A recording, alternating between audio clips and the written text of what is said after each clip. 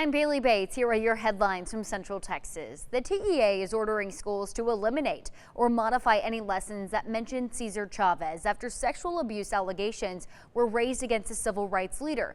Chavez was not only an icon for the Hispanic community, but also a champion for farm workers, establishing a union, improving wages and working conditions. Our Sydney Walker heard from Hispanic community leaders who fears losing Latino history, but agrees there should be accountability.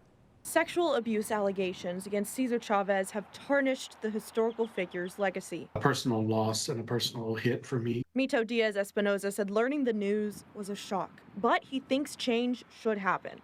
In order to honor the women's voices and the victims and be true and representative of what we care about. Here in Central Texas, like at Waco ISD Cesar Chavez Middle School, as hard as it may be. So that's the only school named after a Latino, so having that taken away and not replaced by somebody else who is Latino would be a big loss to the community. But he emphasized there should be a standard set for all controversies. Presidents like Bill Clinton and Donald Trump have been named and even found liable in rape cases. Or if we go back in history and we think about founding fathers like Thomas Jefferson and George Washington and the things they've done, are we also going to stop those celebrations? To support safe spaces. To talk about what happened, how it happened, what the response is, especially for young women going through that, so they can know that we will believe them. And also teach about both Chavez's triumphs and wrongdoings. I think we need to treat everyone fairly when they're naming as well as removing a name, but that we should not engage in revisionist history. Gloria Leal with National LULAC agrees. We continue and should focus on the movement of leadership of farm workers, better working conditions and wages for work. He says it's a hard path forward. The part that scares me is if we remove Chavez's name from the curriculum, who's next? Who's the next prominent Latino you can think of that you were taught about in school? And chances are it's nobody. But a chance to set a precedent. So this is an opportunity to really teach what happens and that accountability for leaders who go through this. Waco, Temple, and Belton ISD all said they will comply with the TEA's new requirements. Waco ISD also said at this time there have been no formal discussions or scheduled agenda items to rename Cesar Chavez Middle School.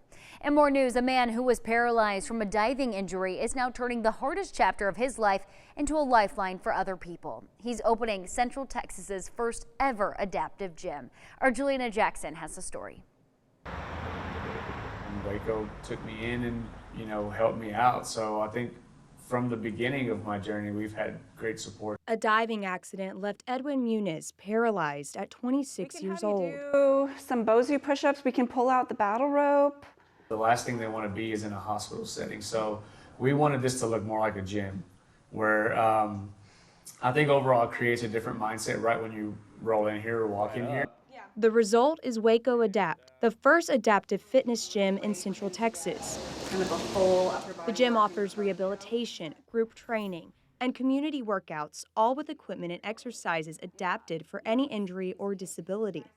Sweet. By his side is Antonia Silva, the physical therapist who treated him. He's just so motivated from the beginning, always positive, always ready to work, always pushing us to do more. Waco is the perfect home for this vision. Being in this part of the state is a good place for people to kind of commute, even if they want to come from other parts. Kind of swinging it around.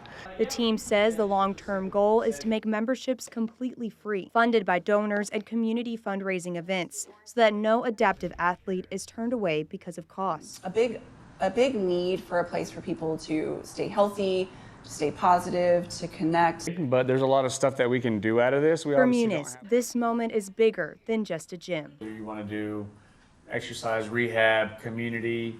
Maybe you just want to come watch to get your hopes up and get your spirits high. Yeah. A great thing he is doing. Waco Adapt is planning a soft opening on April 4th with more community events to come. Those are your headlines from Central Texas.